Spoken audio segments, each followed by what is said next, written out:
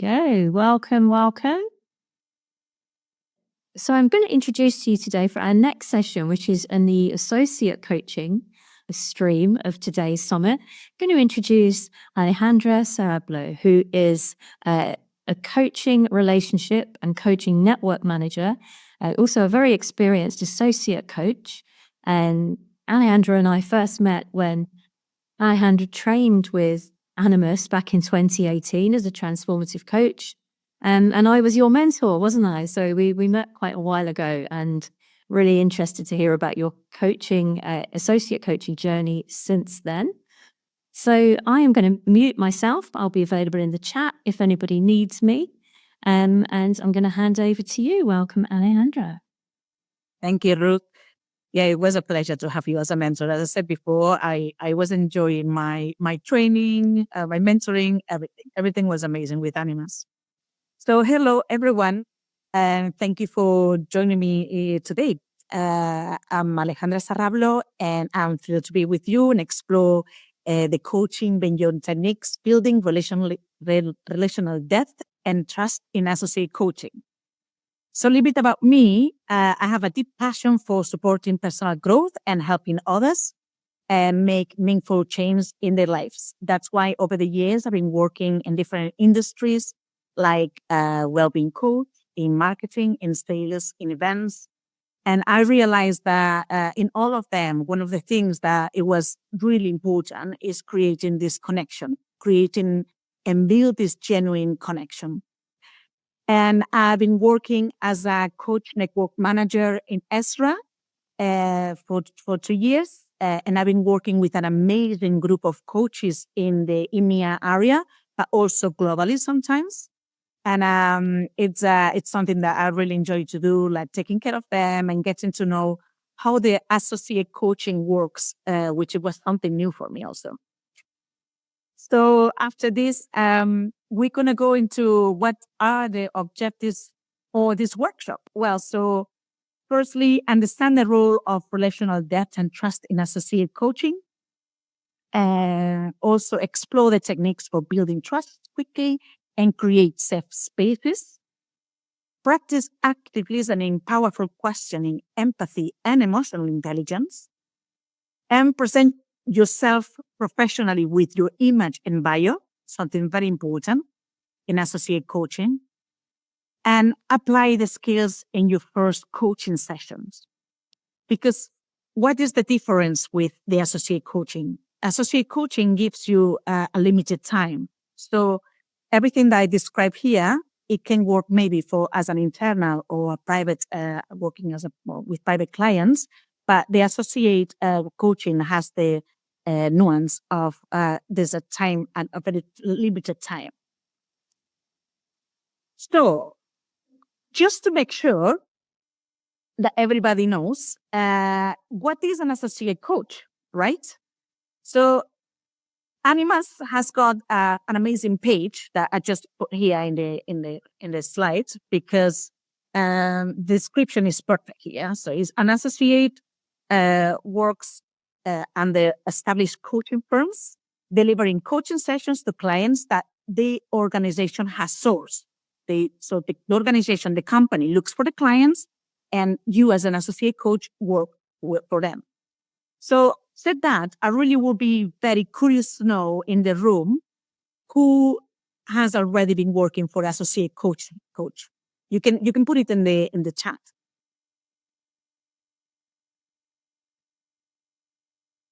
Anyone in the room? Yes. Okay, I can see one yes, one person. Okay. I've been coaching, yeah. Okay, well, not that many people. So, but we have some people. That's important. As you can see, there are different type of associate coaches, and there's loads of companies. I'm sure you have heard about BetterUp, Coach Hub, Ezra. These ones are probably the most known in the UK. There's also Chance, Spark Us, and Wabia. The founder of Wabia is going to be actually talking this afternoon. So just in case you don't want to miss it. And every one of them has got different ways to work. And the ways that you can be an associate is like as an executive coach, life coach, team coach, and educational coach. So there's different type of being an associate. And this is important to know because when you're choosing which company you would like to apply to be one of the coaches, you will need to know about the company. How is the company selling themselves? What is the target clients that they're approaching? Are they executive? Are they more well-being? Like, for example, let's say Ezra works a lot with executive coaches, but Better Up also works in a more well-being coaching. And so every company will be more suitable for the type of coach you are already. Also, it will be important the accreditations and experience that you have as a coach. There's some companies that they might ask you to have a minimum of ACC, others a PCC to be part of certain programs. And also the experience, if you are like, you've been like 1 year, 5 years, a minimum of 20, depending. That will also, you have to consider this. And I put here your relevant non-coaching background, because although if it looks like, why is this important? Unfortunately, unfortunately, it's not unfortunately, lots of coaches, they will demand someone with the same work background that they have. And this is because they don't understand the difference between coaching, mentoring, or consulting. So, although some of these companies, they also offer mentoring apart from coaching, if you are offering coaching, you will have to let the client know the expectations that they can have. So I'm assuming you know about what's the difference of coaching, consulting, and mentoring. But is someone in the room that would like to just speak up and explain what's the difference between coaching, consulting, and mentoring?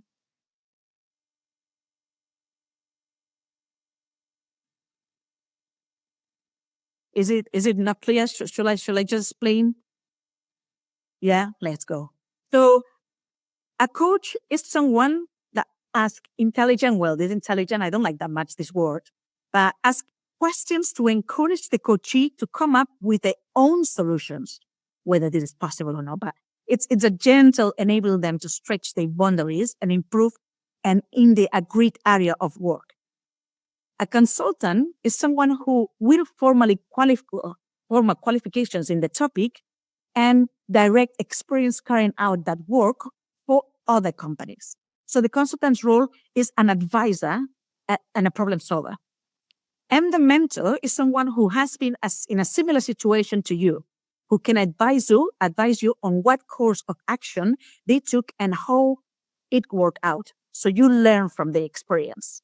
That's why sometimes when you're going to be working for different type of organizations, if you work in one-to-one coaching, maybe you can control this more. But companies that they work in a scale coaching, that means that they have programs that they are like maybe like programs that they launch with 500 people, 200 people.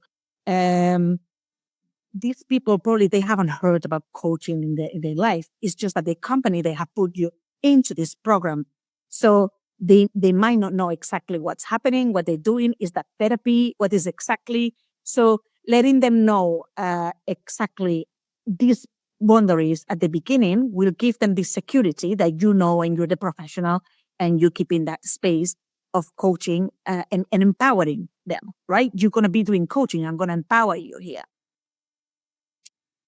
So, said that, we're going into the subject of this workshop, which is like understanding the depth and trust inside the associate coaching. The relational depth, there's a lot of um, uh, ex- uh, mm, meanings about this, and you can find a lot in Google. but mainly it's about creating a deep and authentic connection that fosters trust with you and the coachee. And as I said before, this is especially important in associate roles where the time is limited. Depending on the program, sometimes at Ezra, for example, there's a program that is just 3 sessions. So in these 3 sessions, you need to really create this depth and trust and safe space from minute 1, and sometimes even before. But we'll talk about this later. And also there are programs that they are limited. They are limited in time. It's not the same as when you have a private client that you have this time and you create the rapport slowly, and you give this time. Here, you really need to be hands-on and look for these skills. So the key factors will be this, like rapid trust building, flexibility across various clients' contexts, because you're going to have clients from different companies, different backgrounds, and ethnicity, diversity, everything. So especially nowadays, that every time more and more coaches with experience in the diversity is becoming more and more in demand. Being fully present and empathetic. So I'm sure you've been doing a lot, whether you own private coaching sessions or you learn about it. So building a trust and a safe space for your client, I'll say, is one of the most important things that you can have just at the beginning. So I invite you to talk about what do you think it can create trust and a safe space for your client in the first session, for example. In the first session, and how will you do it? I'm going to break you down in rooms. Well, Ruth is going to help me with this.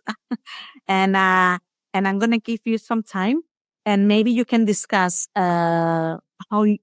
methods and things that you can do to create this trust and space. And we'll return back and we'll talk about it.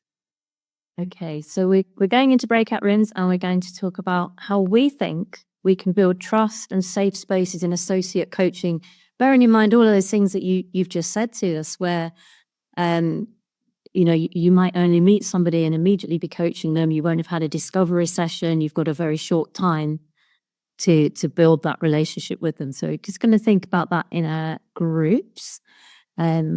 Let me just change the number of groups I've got.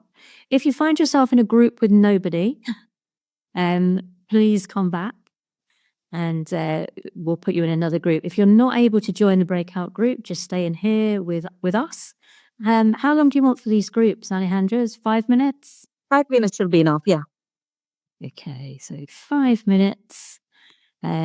Off we go. Enjoy your conversations. Right, I think you have everybody back now. So maybe we were saying this, right? Now, Ariane, establish clear intentions and boundaries. So it's also communicate the session purpose. So why you doing that coaching, for what program, what purpose is that program? Every program is going to have a different objective. And the confidentiality that we mentioned before. Be fully present and attentive, which I mentioned this, like being present. Practice active listening and show authenticity, interest, show empathy and understanding. Validate emotions. Mirror language to align also. That is very important. So the language that the person is using should be the most aligned that you can. Maintain consistency and reliability. Be punctual, super important. Be punctual. Prepare. In associate coaching, prepare is a must, and follow through. Encourage open dialogue and autonomy. Invite the client input and reaffirm their expertise. Let them know that they know what they are, the ones that they know more about themselves. So when they are talking and expressing, reaffirm that this came from themselves. Create a not judgmental atmosphere. This is something that has been said also. And be transparent and honest. And for me, honest is one of the things also. I think if you're transparent and honest and you're like an easy person, you show yourself like what you see is what you are, also gives quite a lot of, to the other side, kind of like, okay, fine. And here mainly it's also talk about the art of listening and powerful questions, and we were talking about this before. It's they're part of the list of the creating trust. Active listening maximizes engagement, builds rapport, and prevents misunderstandings. So it's very important. I do remember one of my first coaches. The feedback that they gave me is, I can't believe, Alejandra, that you always remember from session to session really tiny details that I said. And she used to love this. And it's because I was like completely fully engaged she felt hurt. The fact that I was remembering small details, she felt hurt. And this is something that we all want, right? Especially when we become a little bit vulnerable. And then the powerful questions. Of course, coaching is all about powerful questioning, right? But facilitates a reflection to the coachee and drives them toward meaningful outcomes by themselves. Here are some examples that you can use. I'm sure you must have yours also. But what's the most important thing for us to focus on in today session? What's one thing that's been on your mind recently that you'd like to explore? What's one challenge you're facing, and what's one strength that might help you overcome it? And if you were to take one small step forward on this, what might that look like? This is some of the, but as I said also, Ruth, before, I do remember I was having a chat in 2018 with her, and it was the beginning of my journey as a coach. And she suggested this book that says, and the next question is. And you know what? I mean, it helps. It helps and a lot, because sometimes you kind of like, I don't know, you don't know, you cannot think of a good question, and you cannot do a close question, and you cannot do that. And before this session, you know already the tendency of that coach, and more or less, so you can go by sections of autoesteem or self-image or something, and then check and take some questions. Just to let you know, it's very good. Then the empathy and intelligence, emotional intelligence in coaching. Obviously, empathy, I think, is one of the characteristics that us coaches have to do this job. And but we have to show it. And we have to show it to the coachee to create a safe space, not judgmental environment, and validate the client with his emotions or whatever, not feeling judged at all. And that will make the client to be open and vulnerable with you. And the emotional intelligence manages complex emotions and provides steady support. So guide the clients in processing emotions effectively. So let's say that together, empathy and emotional intelligence establish trust and manage sessions dynamics. And this is important too. Because when the same as empathy builds rapport, emotional intelligence keeps the session focused and safe. So keep an eye on these also as a tool for creating this quick report. Said that, we're gonna do another exercise before we go into the part that it's gonna be more focused into associate coaching. What we did up until now, it's been talking about the depth and trust techniques or ways to create trust, active listening, powerful questions, and empathy and emotional intelligence. This is good. And now we have that. And we understand that in associate, things work different because the timings are shorter, and sometimes you need to create the rapport even before the session. The rapport even before the session. So we're going to put you in rooms again, and you could maybe describe this exercise where how will you build this relational depth and trust that we're talking in this workshop, focusing in, for example, no. your profile picture that you present into the company, your bio presentation that you also present to the company. So ultimately, the client is going to see that. And your first session. So once you get chosen, you have your first session. So if you could please consider how you create already this trust and these three options, and then we come back and we can talk about it. Okay, so I'm just creating those rooms. We go recreate rooms. So let me just put one more person back in first. Okay, let's recreate the rooms. And okay, we just check. Make sure you can convert. So I've done 5 minutes again, Alejandra. Is that okay? Let's put maybe 10 here because there's three things. So Okay. or maybe we can put 10 and maybe ask like how they going. I mean, they can always leave. Should we go in the middle? Should we go 8 minutes? Let's do that. I'm just looking at you. So you've got 35 minutes left for the rest of your session. So I just want to make sure you've got time to do everything that you want to do and have some questions at the end. Yes. Right, let's open rooms. As before, if you can't join a room or you find yourself on your own, just come back or stay here. Off we go. So I'm going to go into the next slides that I prepare. So when you work for a coach associate, as a work associate for a company, you become the coach for the company, whether you are Coach Hub, so you're going to be the Coach Hub coach for the client, the Better Up coach for the client, the Ezra coach for the client. Yeah. So you become the coach who gives that image for that company. So either you're selling,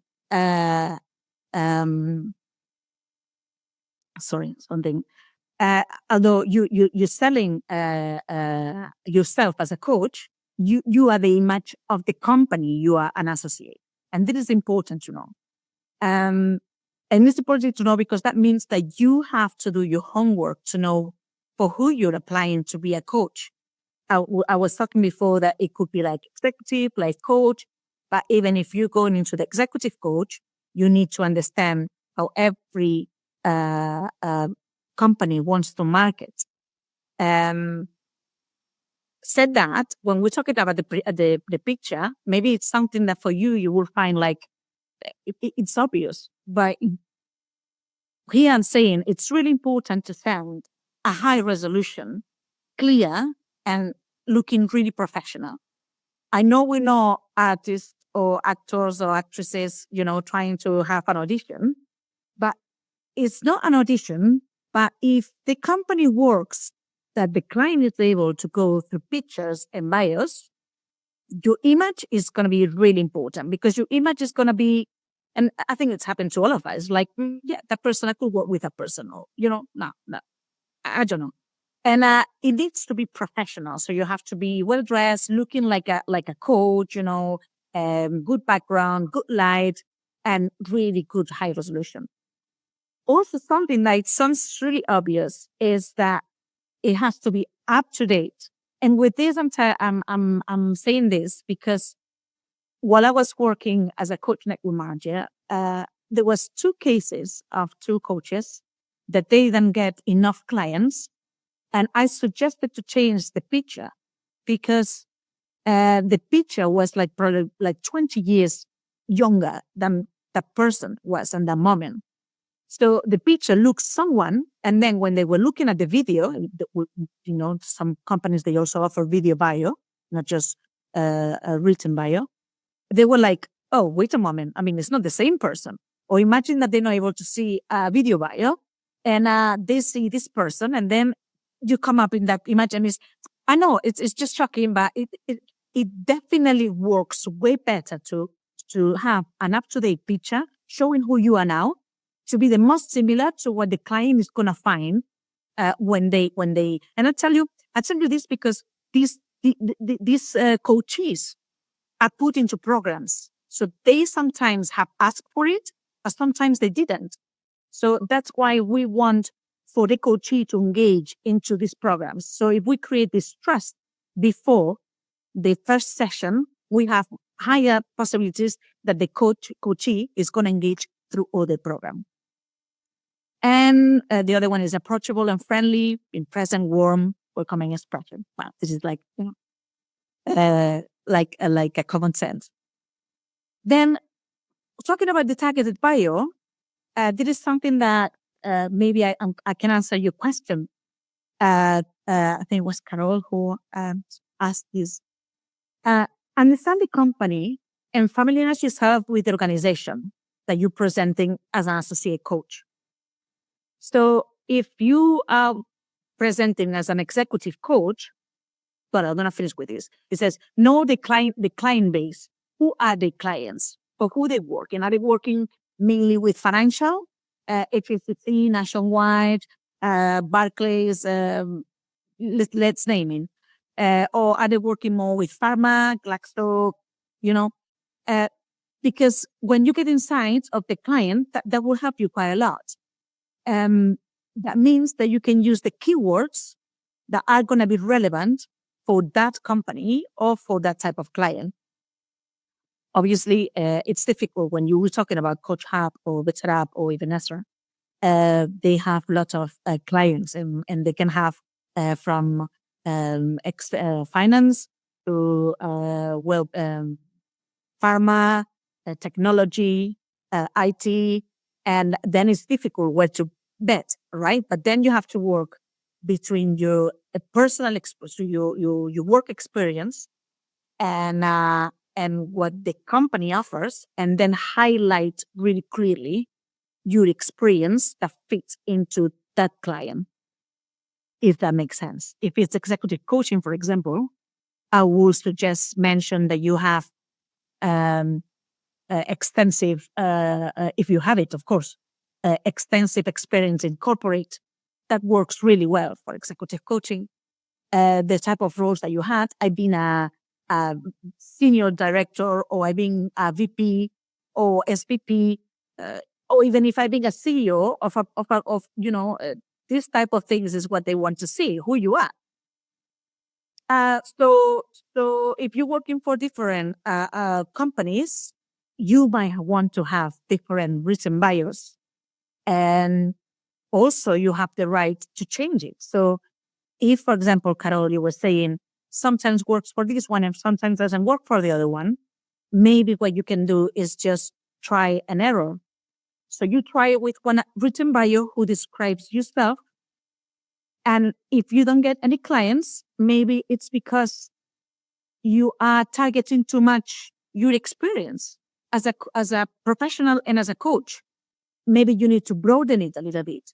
And that happened also to me with a coach that had an amazing and extensive experience in pharma. But then what happened that unless the client was coming from pharma background, she wasn't chosen.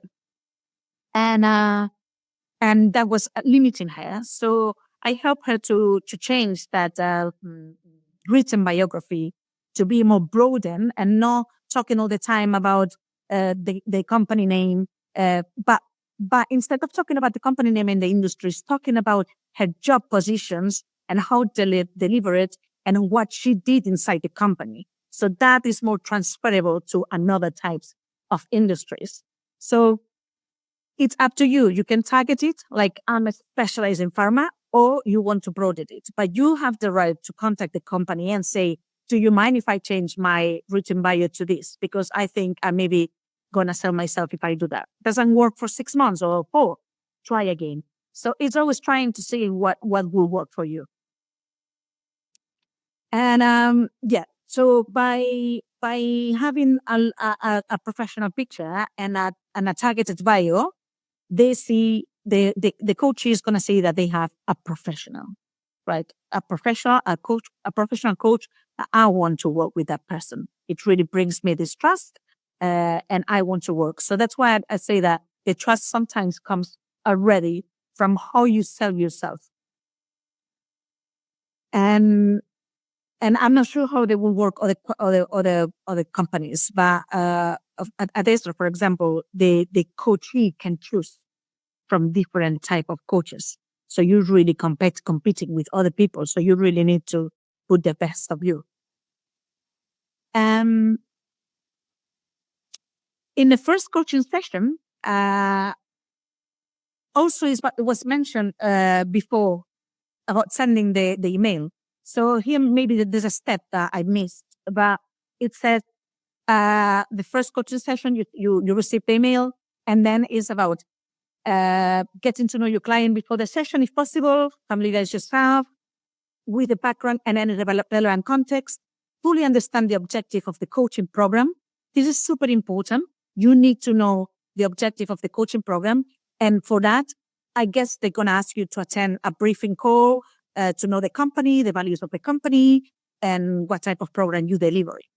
The company should give you this, but if in any doubt that you have, I will always contact the company to give you a better insight of who are you meeting and what is happening in that session. Initiate contact with the client beforehand, as we were saying, with email. Approach the session with an open mind. Just be a blank page in your mind with for a space for a prejudgment, as we were saying. Emphasize confidentiality and ethical standards. As we said, this is a must that you have say. Even mentioned about the ICF ethics.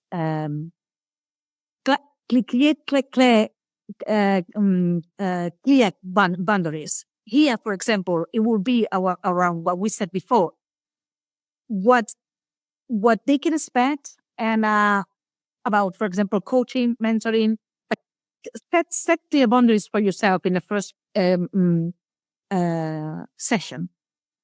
For digital coaching, if you're working with a platform that uses digital coaching, always use that your background is going to be really important. It's going to be the same as it's going to be the same as your image. It's really important. So try to be really present, but really professional, and a background that it's nice, that it's not distracting. Show that you are prepared for the coachee and convey your readiness and focus, which demonstrates respect and commitment to the growth. So that will be mainly how this will work inside the. I went really quick because I'm aware of the time. So doing the summary of the key points of this workshop, mainly what we did here is talking about the relational depth and trust that are the foundational in associate coaching. The active listening, empathy, emotional intelligence, they're all skills that build all these qualities of trust and depth. And understand who you are working with. Familiarize yourself with the client's background and context to tailor your approach. And be prepared for your first coaching session. Set clear objectives, establish boundaries, and create a welcoming environment. So this has been the workshop.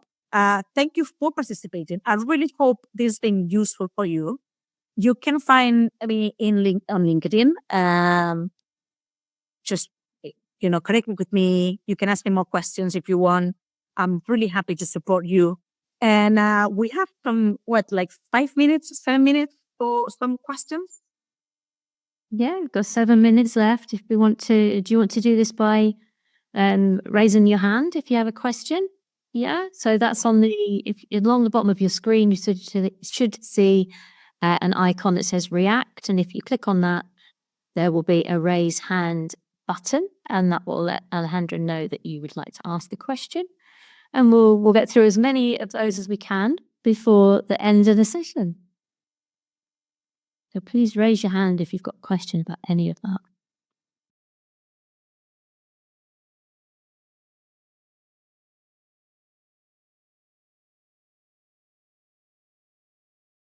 Yeah, I have to say the world of executive coaching is pretty overcrowded at the moment. And if the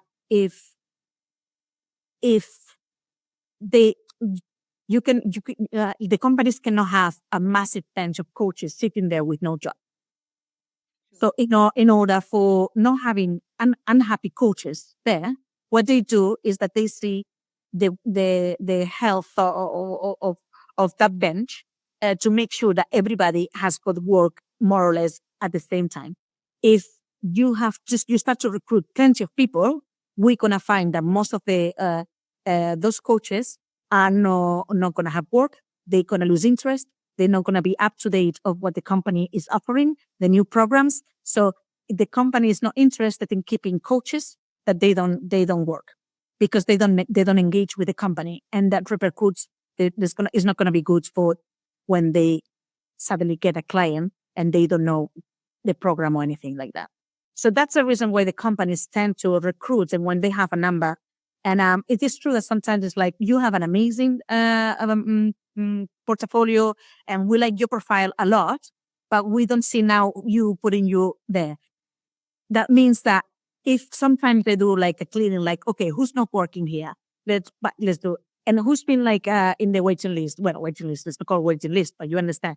They might take you. So what I would do is just insist and yeah, and try smaller companies, big companies, but yeah, try to kind of say it's been some time. How do you think things are going now?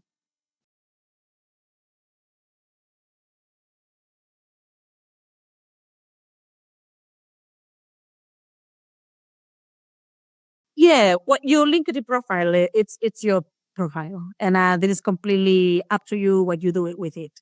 What it's true that sometimes some companies, if you are a really good coach for them, they don't want you to share that you are with one company and also with another.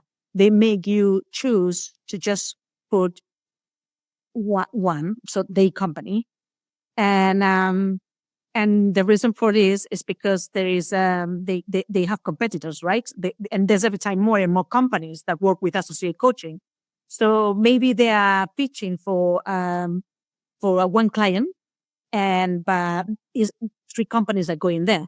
But because coaches are working for different companies, when they go to see maybe LinkedIn the profile, they see that, okay, but this kind of one is also working for Better App, for Coach Hub. Okay, so you know what, I'm going to go for Coach Hub. Which if you tell them, please just say that you are with us, that gives this like, oh, I need to stay with them because this is the coaches that I want and I need. So you win the deal. That's the only thing that they might happen, but you are free to say that you have your own company, your logo, and whatever you want to sell yourself.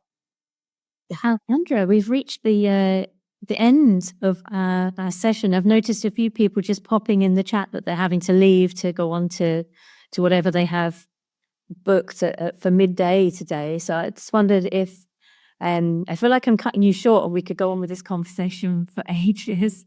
Yeah, it's really interesting, I have to say. There's lots of things to say, yeah. Yeah. So any closing comments that you'd like to share, Alejandra, before the rest of us have to leave? Well, I think as I say, coaching is a great opportunity, especially when you don't want to have the time to find the clients, which is pretty annoying because you just want to coach, not spending time with marketing and Instagram and all these things. You also reach clients that there will be no way you can reach by yourself, like Coca-Cola or these big companies that they don't work with one individual. They're not going to be one contract for 500. They just contract the company and then the contract outsource the associate coaching. But then you can put in your portfolio that you've been coaching for Coca-Cola, HSBC, all these big logos, right? So I think it's a really great, interesting world to discover, and also works if you need hours for your PCC.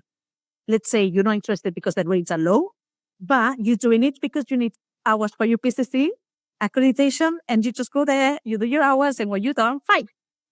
So I see lots of great coaches also doing this. So I hope you enjoyed this session. Thank you very much for attending, and lovely. I hope to connect with you all in LinkedIn. Thank you so much, Alejandra. Thank you everyone for coming and participating in breakout rooms. I hope you've enjoyed it. I found it very interesting. So thank you so much. And I may see some of you later on in a session this afternoon. Thanks again, everyone.